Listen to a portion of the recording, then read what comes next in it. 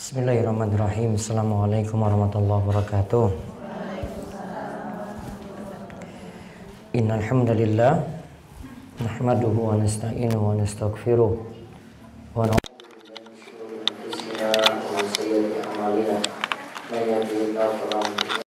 na'udzu fala hadiyalah wa asyhadu an la ilaha illallah wahdahu la syarikalah wa asyhadu anna Muhammadan abduhu wa rasuluh.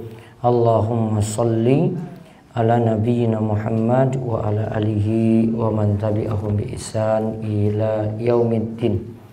Allahumma inna nas'aluka ilman nafi'a wa rizqan thayyiba wa amalan mutaqabbala. Baik, ibu-ibu sekalian, kita kembali membahas kitab tauhid karya Syekh Muhammad bin Abdul Wahab. Terakhir kita bahas bab keempat, takut terhadap syirik. Allah berfirman, innallaha la yaghfiru ayyushraka bih wa yaghfiru ma duna dzalika liman yasha. Sesungguhnya Allah tidak akan mengampuni dosa syirik dan mengampuni segala dosa selain dari syirik. Kemarin saya terjemahkan di bawah syirik bagi siapa yang dikehendaki Allah. Kita lihat pengertian syirik dan macam-macam dulu. Kayaknya kelewat. Kemarin ada pengertian syirik nggak, Bu? Macam syirik. Syirik besar, syirik kecil. Pengertiannya sampun? Belum. Kita bahas syirik dulu.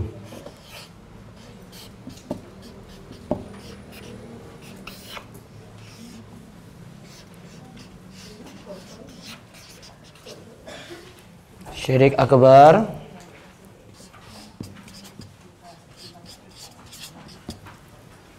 syirik asghar.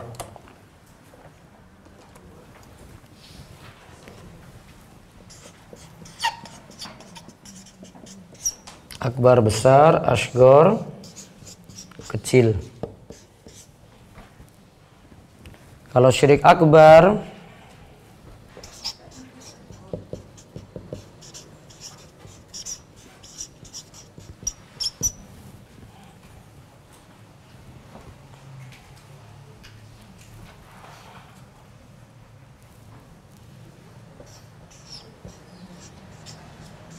menjadikan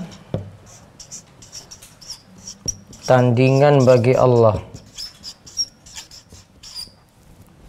tandingan bagi Allah.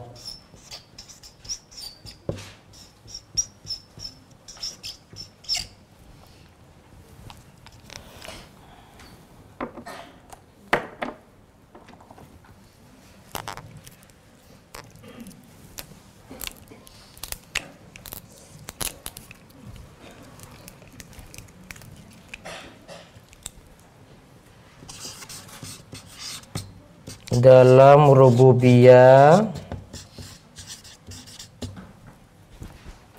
uluhiyah, asma wa sifat.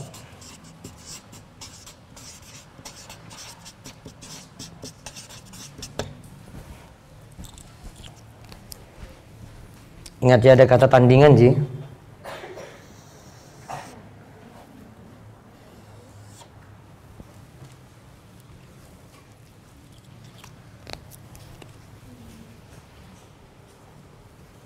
Ada kata tandingan dalam rububiyah, uluhiyah, asma wa sifat. Kemarin sudah saya sebut 3 macam tauhid, Ji. Masih ingat nggak? Ini kalimat tadi itu, rububiyah, uluhiyah, asma wa sifat. Sudah saya sebut apa belum? Sudah. Lupa. Apa rububiyah? Coba, Bu, dibuka.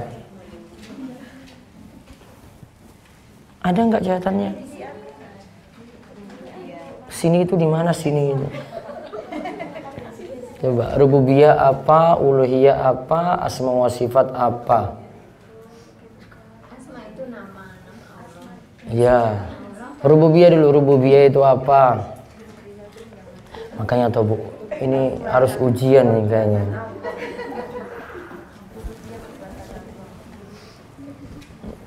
Ujiannya saya nggak usah ngomong-ngomong aja, ujian aja. Berikutnya ujian pokoknya. Tak ngomong lagi, nggak usah beritahu, datang ujian aja. Apa rububiyah? Perbuatan Allah. Uluhiyah,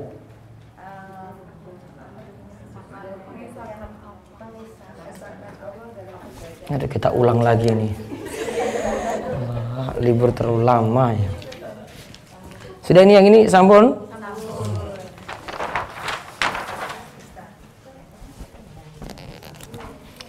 Kan kemarin tauhid itu ada 3. Iya toh? Rububiyah, terus uluhiyah, terus asma wa sifat. Nah, nanti menyelisihi tauhid 3 ini itu nanti jatuh dalam syirik. Kalau rububiyah ini mengimani perbuatan Allah, mengimani Allah Esa,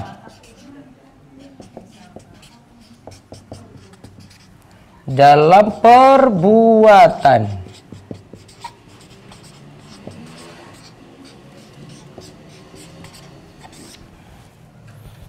Maka di sini kemarin ada mencipta, ya kan? Memberi rizki.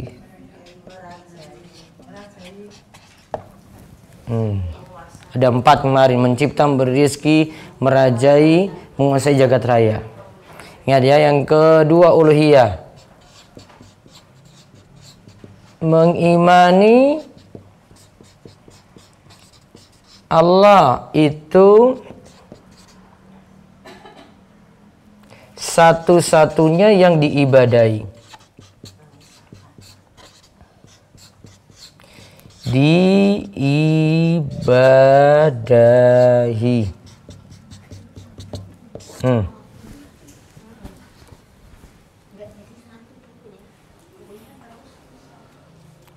Berarti kalau buat syirik dalam ini, dia beribadah pada selain Allah, terjatuh dalam syirik uluhiyah.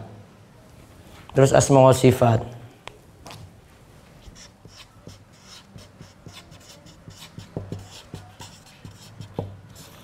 Mengimani Allah memiliki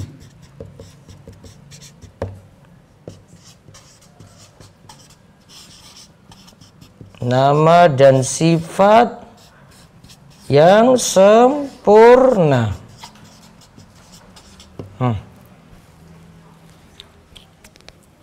Berarti kalau ada yang mengaku ada pencipta selain Allah, syirik akbar.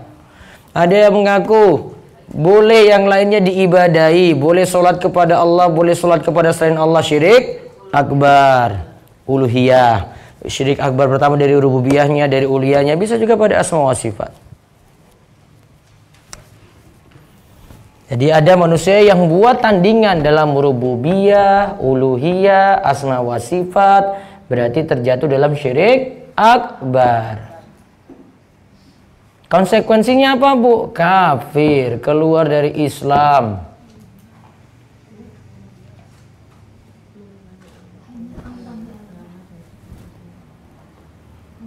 Konsekuensinya apa tadi? Kafir, keluar dari Islam. KTP-nya nggak perlu itu. KTP sudah nggak manfaat lagi. Walaupun KTP-nya Islam, di sisi Allah nggak dianggap Islam. Itu syirik apa? Akbar. Keluar dari Islam. Ini yang syirik yang kedua tadi syirik apa, Bu? Asghar. Sudah, ini sudah. Sampun, Bu. Tak balik.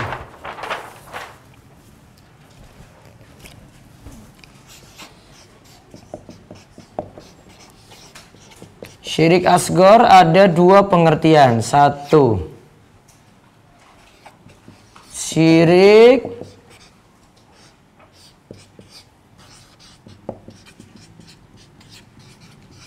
yang disebut dalam dalil,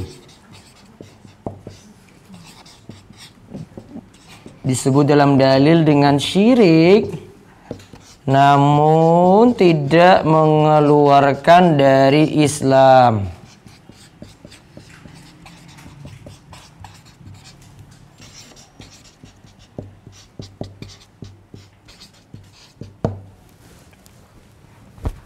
Namun tidak mengeluarkan dari Islam. Kalau yang tadi keluarkan dari Islam, kalau ini enggak. Disebut syirik, iya syirik, namun tidak keluar dari Islam. Berarti di bawah syirik akbar. Yang kedua, syirik asghar, pengertian kedua, sebagian ulama berpendapat syirik yang menjadi perantara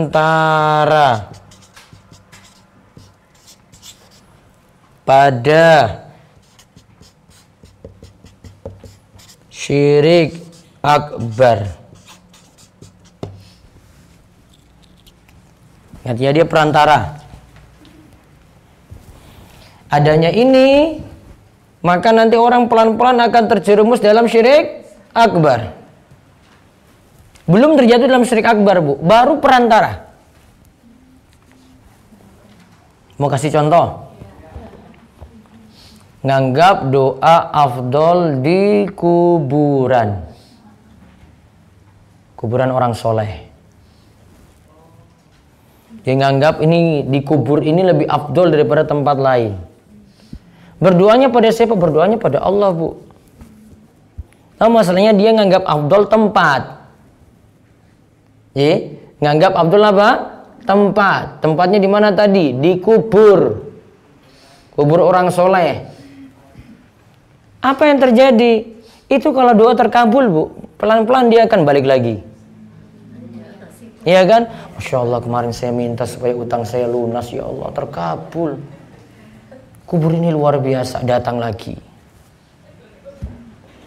Wah, ketertarikan hati lagi di situ. Berdoa lagi, hajatnya, terpenuhi lagi. Terpenuhi ini bukan berarti ya Allah setuju dengan itu, bukan, Bu. Terkabulnya doa itu tidak ada kaitan kalau Allah itu senang atau tidak pada orang itu. Ada orang yang salah, doanya bisa terkabul, Bu. Orang musyrik pun itu doa bisa terkabul. Orang musyrik itu kalau di tengah lautan itu Allah katakan fa idza raqibu fil fulki da Allah mukhlishina lahuddin falamma najjaum ilal barri idzahum yusyrikun. Orang musyrik itu jika di tengah lautan mereka itu berlayar, dapati ombak besar, lantas mereka berdoa semuanya kepada Allah. Berdoanya pada Allah. Mukhlishina lahuddin, doanya sungguh-sungguh. Kalau sebelumnya itu dengan berhala, dengan sembahannya dia itu tuju. Wah, sekarang ya Allah selamatkanlah kami, ya Allah selamatkanlah kami. Allah selamatkan.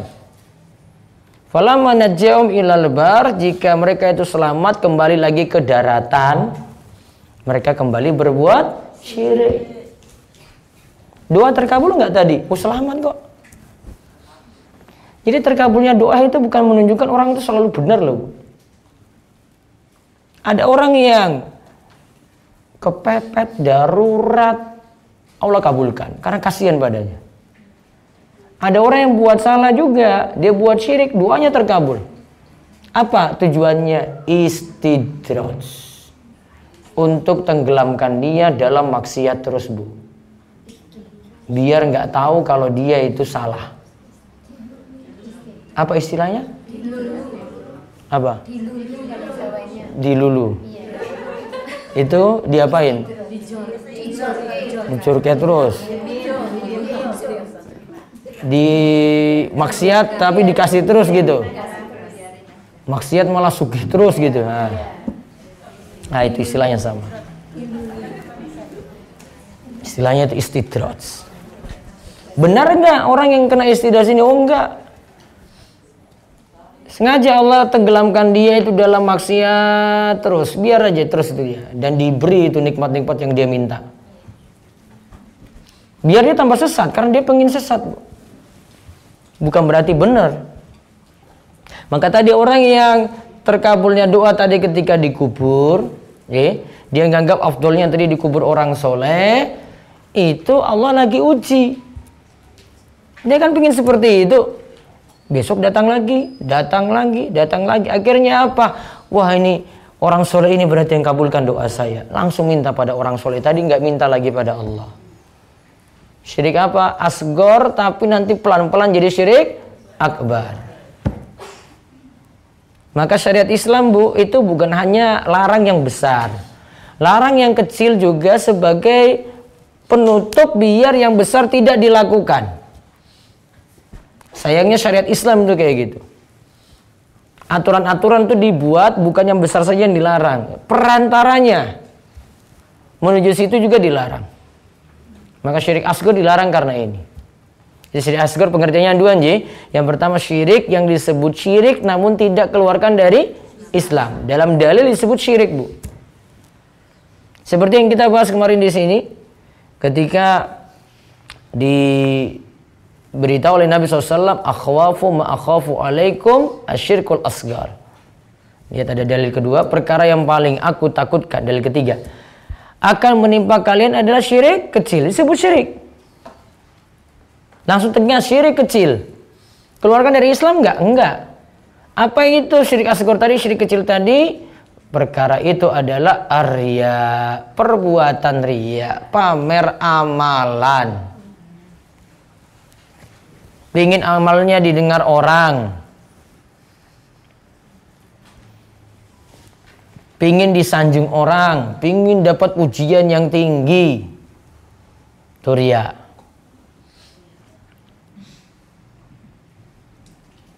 Berarti mana yang parah, syirik akbar atau syirik asghar? Syirik akbar. Mana yang keluar dari Islam? Syirik akbar. Kalau syirik asghar enggak. Berarti mana yang wajib dipuaspadai? Dua-duanya. Kenapa dua-duanya, Bu? Satu perantara kok. Ini kan perantara ini.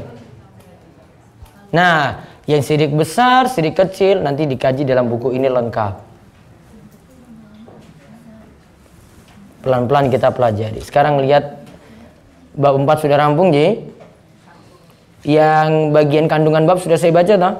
Sudahlah, sudah selesai. Saya anggap selesai. Sekarang lihat bab 5. Ini bab ini dari bab 1 sampai 4, Bu, itu sudah diurutkan berurutan. Pertama keutamaan tauhid dulu. Terus keutamaan tauhid orang masuk surga tanpa hisab, tanpa siksa. Jumlahnya 70.000 orang. Jumlahnya berapa? 70.000 orang. Sedikit nggak? Sedikit. Sifatnya apa kemarin? Buka lagi. Ada 4. Sifat 70.000 orang yang masuk surga tanpa hisab, tanpa siksa. 1. Tidak minta diruqyah. 2. Tidak minta diobati dengan cara kei. 3. Tidak melakukan tatoyur. Apa tatoyur? Apa anggapan sial? Apa bahasa jenengan apa, Bu? Takhayul, khurafat, mitos. Iya kan? Apa mitos-mitos yang jenengan hafal apa? Jangan-jangan masih apa? Milih tanggal. Tanggal untuk apa? Nikah. Hitung neptu atau wetonnya. Turun, Ji? Ya. Masih ingat nggak di kitab? Oh enggak. Di kitab Primbon pernah baca? Saya enggak. Karena orang tua enggak, jadi enggak. Iya, alhamdulillah. Bagus kalau gitu. Khurafat, mitos. Apa contohnya lagi, Bu? Hujan mau turun, biar hujan gak jadi, punya sapu lidi dibalik. Iya dah. Mitos.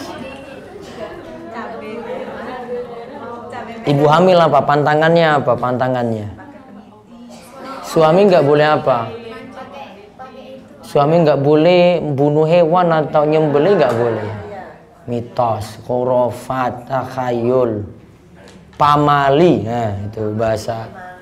Ada juga sebelum pamali. Bahasa-bahasa orang timur sana. Itu pamali kayak gitu.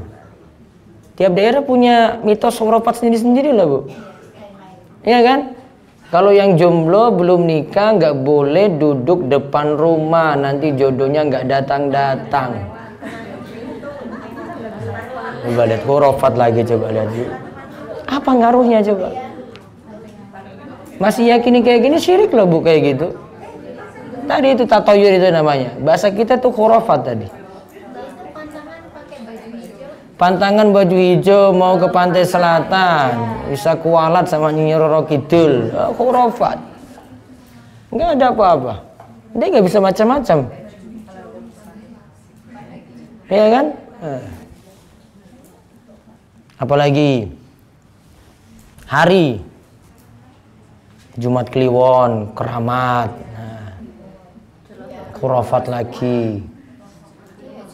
Iya kan, Nabi nggak pernah kenal kliwon-kliwon kok.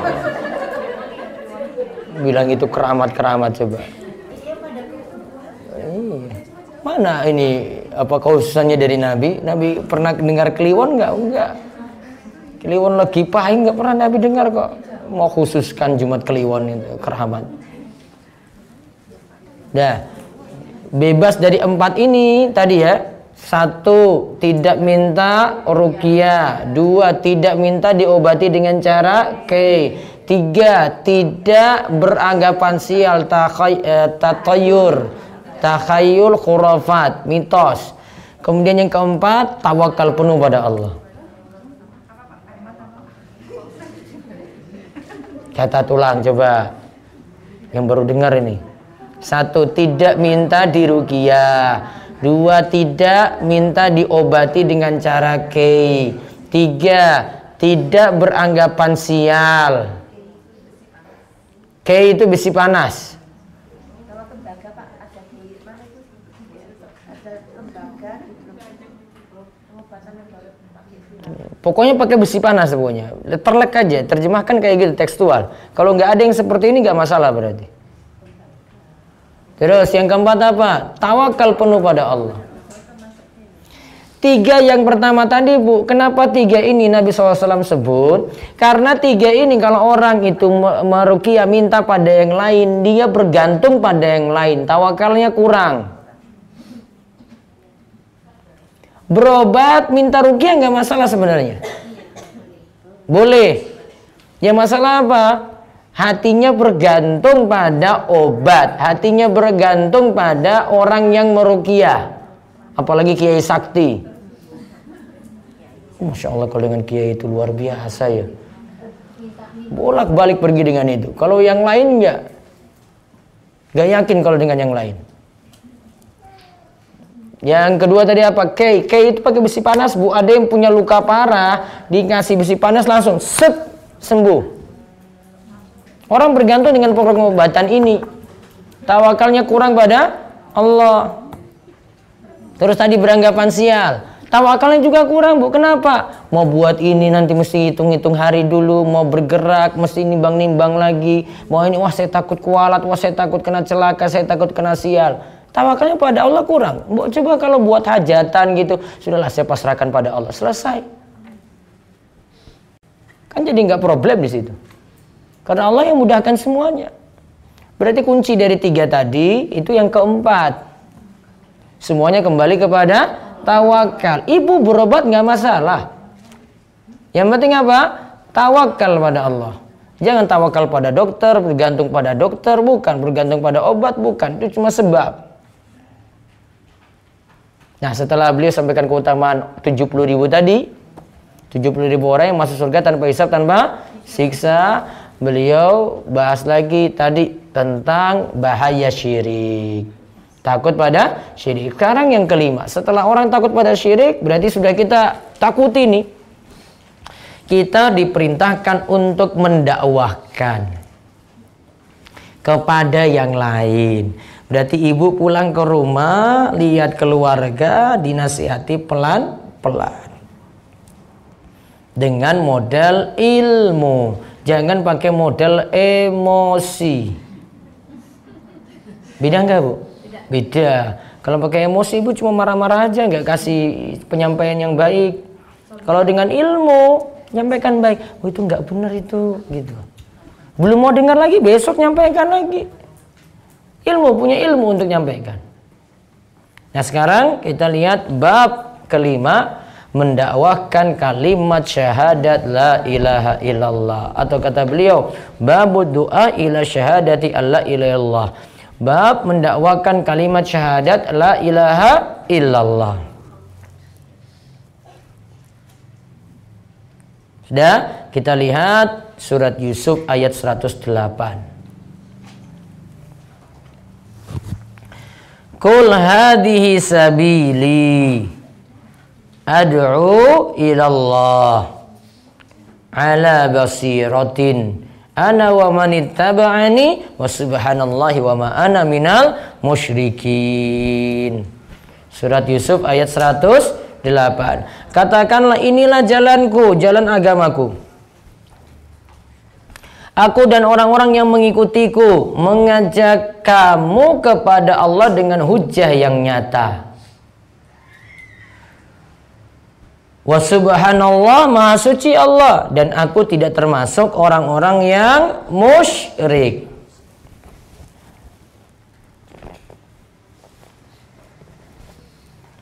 Sekarang kita lihat faedah dari hadis ini, dari ayat ini. Pertama, hadis ini menunjukkan wajib berdakwah dan mengajak pada tauhid. Pertama, wajib berdakwah dan mengajak kepada tauhid.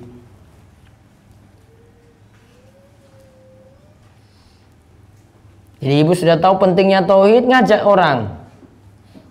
Ada yang ngaji tauhid, ngajak untuk ngaji tauhid tadi, Bu. Dan untuk ngajak orang untuk ini lebih penting, Bu, daripada ibu ngajak untuk hal-hal yang lain.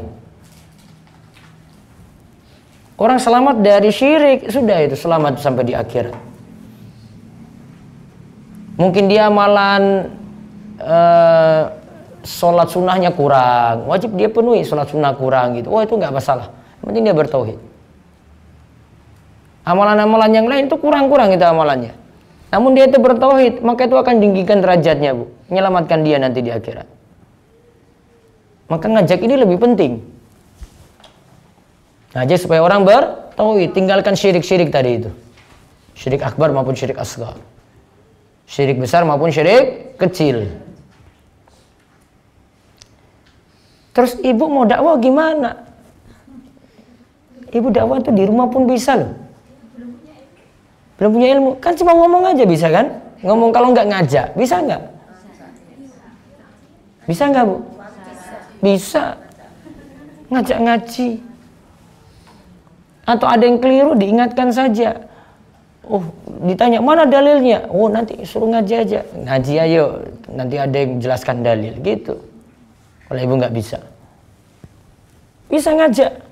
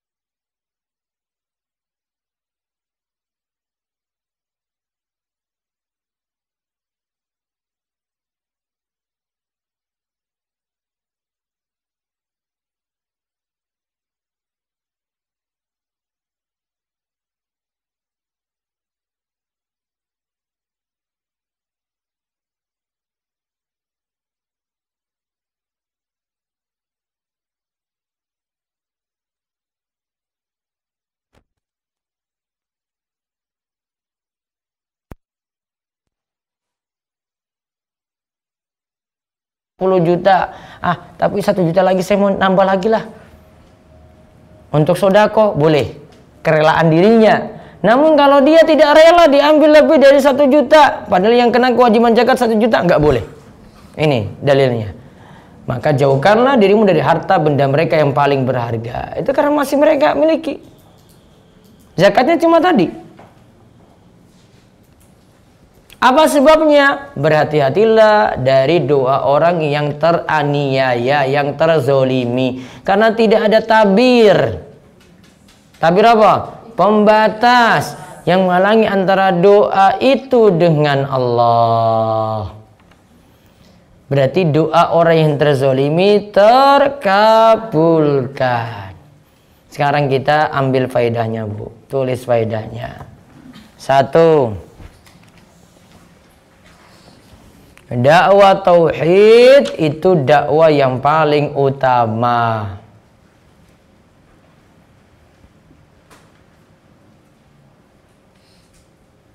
Dakwah tauhid itu adalah dakwah yang paling utama.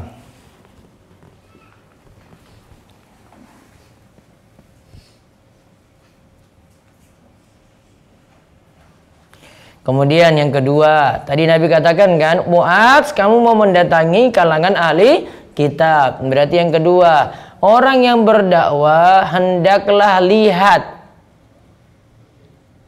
terlebih dahulu siapa yang didakwahi.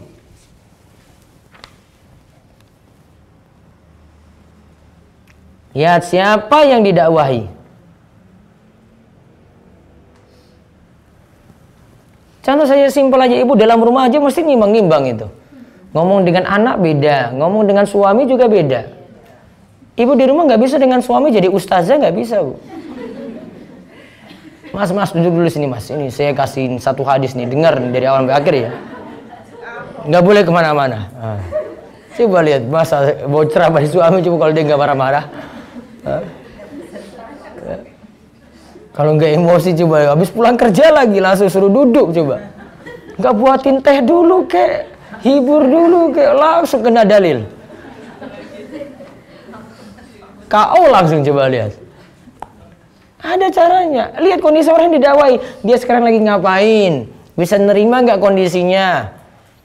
Gaya bahasanya bagaimana? Dilihat. Dengan orang tua beda lagi. Dengan anak tadi, dengan suami beda, orang tua lagi, lebih lagi dia bedakan. Ya, nggak bisa posisi dengan orang tua itu ceramah gitu nggak bisa. Paling dia bicaranya santai, lagi makan bareng, terus cerita-cerita gitu. Nggak dipukul rata nggak bisa, Bu. Fikul makom makal.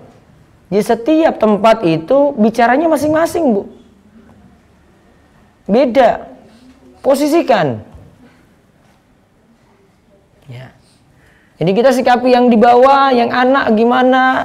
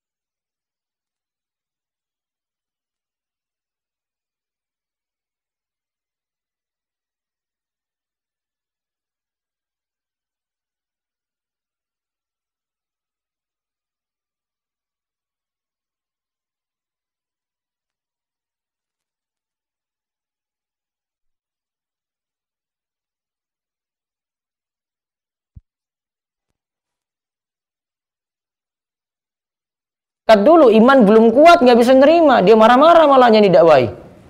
Ini baru datang sudah suruh kita keluarkan zakat. Coba kalau iman sudah kuat, oh iya suruh zakat ya, alhamdulillah, ini mudah-mudahan hartanya itu berkah, keluarkan dia zakat. Maka mulai dari yang terpenting, yang lainnya penting juga, namun ada prioritas. Sama nih, kalau ibu nanti di rumah atau di tengah keluarga besar Ji, timbang-timbang Bu kalau ngomong. Mau nasihatnya juga timbang-timbang. Kadang ibu menyampaikan sesuatu namun resikonya besar. Contoh misalnya, ibu mau menyampaikan tentang misalnya selamatan kematian, misalnya ibu tidak setuju dengan itu. Itu penting ibu jelaskan, namun belum waktunya Bu.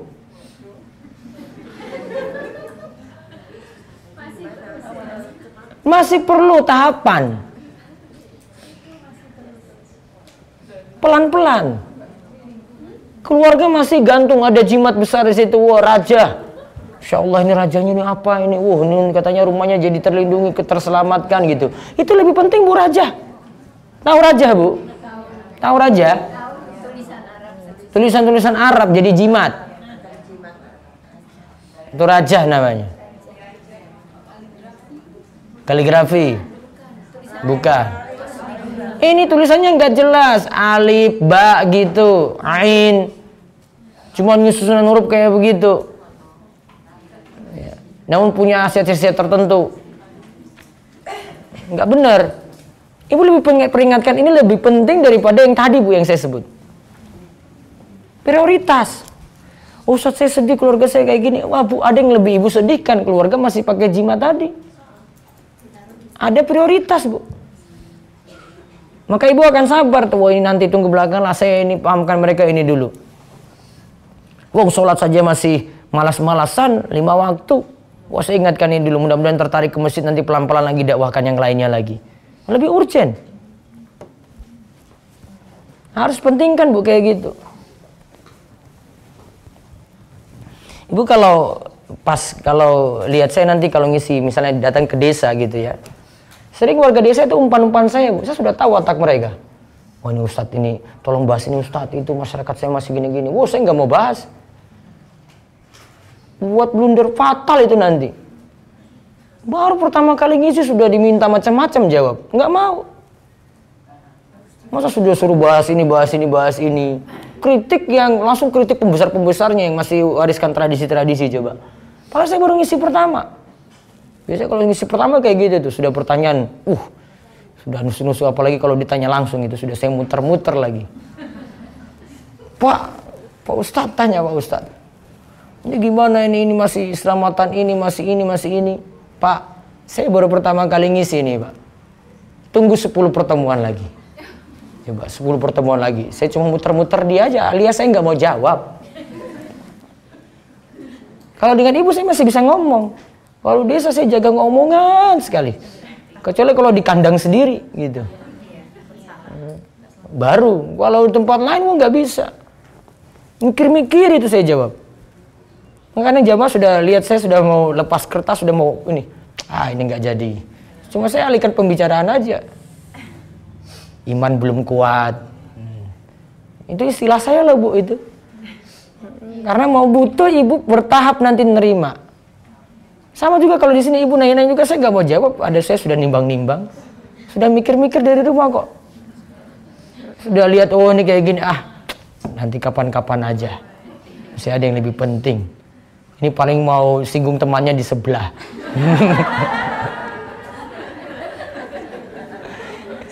Ibu belum pernah lihat orang singgung teman sebelah kan?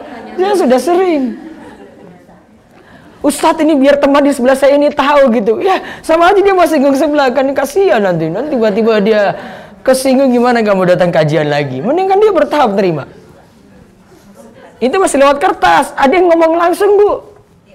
Ustadz yang salah itu ini ada Bu depan saya nih Ustadz. Coba lihat gimana saya mau ngomong itu. Yang ini santai-santai aja, welcome aja. Dia senyum juga. Bukan dia di pojokan, bukan dia mau nerima gitu. Coba-coba di pojokan kayak gitu. Majelis rame orang lagi gitu. Ustadz ini Ustadz depan saya ini Ustadz. Pakai mic lagi, besar-besar suara. Nunjuk orang lagi. Kan ada yang nggak terima kayak gitu. Ada yang mau terima, ada yang enggak. Maka ditimbang-timbang. Paham kan Bu? Jadi kalau jenengan tanya sama saya, kadang saya jawab, kadang enggak. Kadang saya mikir-mikir ini ibunya gimana kalau saya ngomong nanti kesinggung ya. Sudahlah, kapan-kapan aja.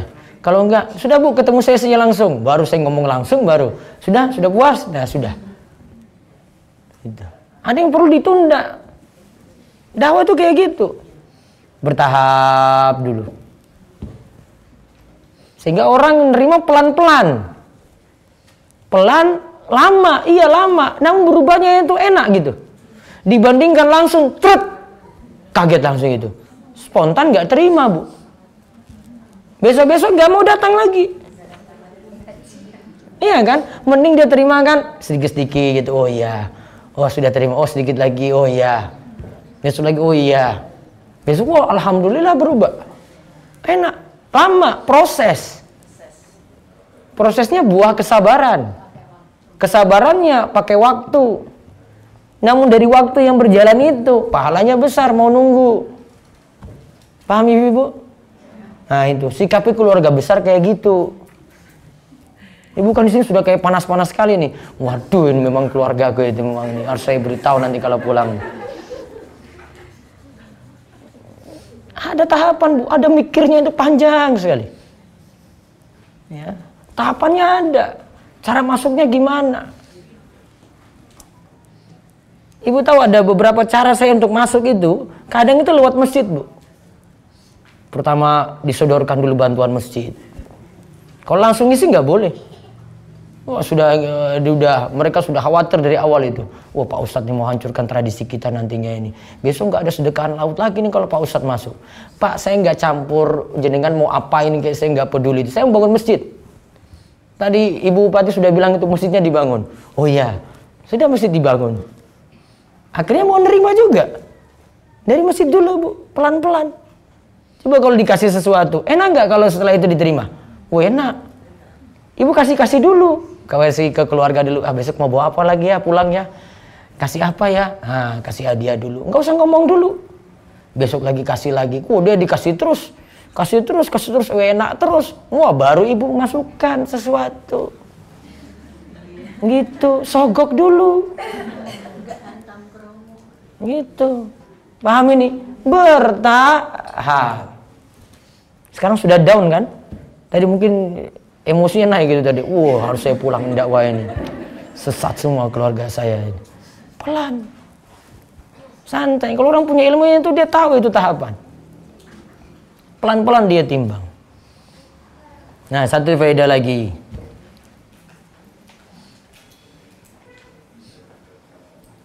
Doa orang terzolimi walaupun itu kafir bisa terkabul. Doa apa Bu? Orang yang terzolimi walaupun itu apa? Kafir. Allah nggak pandang tadi yang saya sebut ya, nggak dipandang itu siapa gitu. Walaupun kafir bisa terkabul.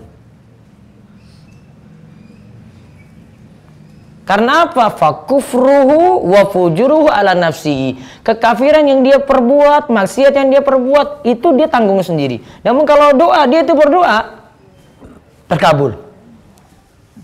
Dalam kondisi terzolimi, terkabul. Berarti konsekuensinya apa Bu? Jangan sampai kita berbuat zolim sama orang. Jangan sampai dapat doa jeleknya.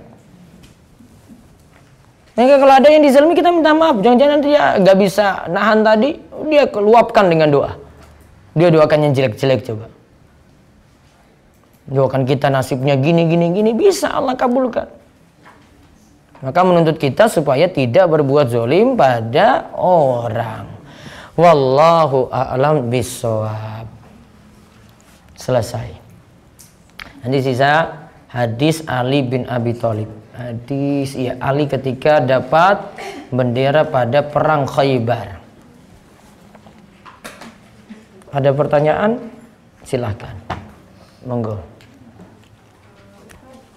Terkait inilah kalau kita menyimpan sejumlah perhiasan yang itu diberikan oleh almarhum orang tua, tapi diwasiatkan untuk tidak dijual, namun juga tidak pernah dipakai gitu. Itu hukumnya gimana ya? Berapa gram kalau sudah di atas 85 kena zakat? Enggak sampai 80. Ya sudah berarti enggak kena apa-apa. Kalau misalnya perhiasannya 100 gram gitu, Simpan terus, ya kena tiap tahun. Keluarkan 2,5% dari 100 gram tadi. Wujudkan dalam bentuk uang aja. Iya. Kalau itu disimpan nggak digunakan nggak apa-apa ya Ustaz? Nggak apa-apa. Takutnya kena hisab kan? Ya kalau mau jual perhiasan tadi, jadikan sodako jariah. Jual perhiasan tadi, jadikan sodako jariah. Bisa. Jadi tidak terpengaruh wasiat orang tua yang sudah meninggal itu untuk Insya Allah nih wasiat tersebut jadi lebih manfaat kalau dia jadikan sodako jariah nanti. Pahalanya ngalir pada orang tua. Ada lagi. Oke. Orang yang memiliki kewajiban bayar hutang itu apakah dia ada kewajiban bayar zakat? Tergantung. Utangnya jatuh tempo nggak ketika bayar zakat? Ada utang yang sifatnya dia nyicil. Terus sekarang ini punya kewajiban zakat nih bulan Zulqa'dah, punya kewajiban zakat. Utang jatuh tempo sudah saya lunasi. Sekarang uang saya tinggal segini. Saya hitung-hitung itu masih di atas nisab dan ini sudah bertahan setahun. Berarti kena zakat 2,5%. Utang yang lainnya masih belum waktunya, maka nggak perlu dimasukkan dalam hitungan zakat.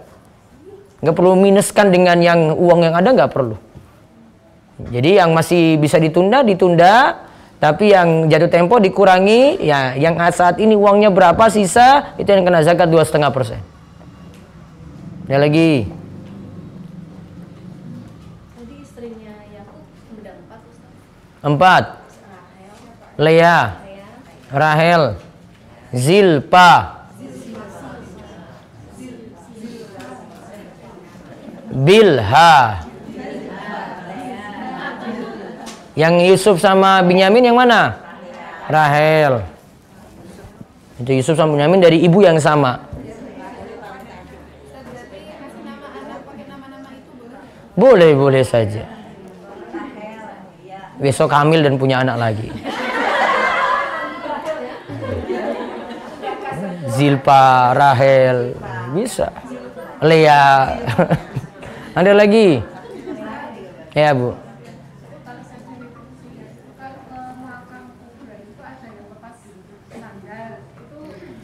Masuk ke area pemakaman lepas sandal. Disunahkan lepas sandal. Nabi SAW contohkan. Namun tidak jadi wajib. Dia sampai wajib. Kalau darurat nggak masalah. Ada lagi? Cukup? Ya, Bu. Yang selamatan tadi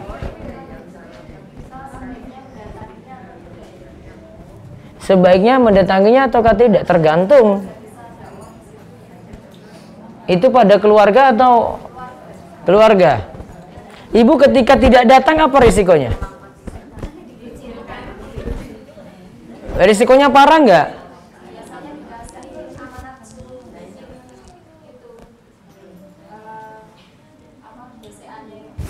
Ya sudah, kerjain itu saja, yang amalannya nggak usah diikuti. Untuk meminimalkan mudarat. Ya, untuk meminimalkan mudarat. Ibu ambil mudarat bahaya yang lebih ringan. Nggak usah jadi pemain inti, jadi pemain cadangan aja di belakang. Gitu loh. Paham kan? Acara intinya nggak ikut ibu, ibu belakang, lebih ringan itu. Rewang aja belakang. Ibu, kalau ibu posisi saya beda lagi, saya cuek aja. Mau datang mau kucilkan, silahkan kucilkan aja, nggak apa-apa. Kalau 1000 hari, 100 hari, 40 hari. Ya? Kenapa, Bu? Ditanya apanya? Sebenarnya boleh atau tidak Ustaz? Sebenarnya boleh ataukah tidak? Mau saya jawab? Ditunda aja dulu.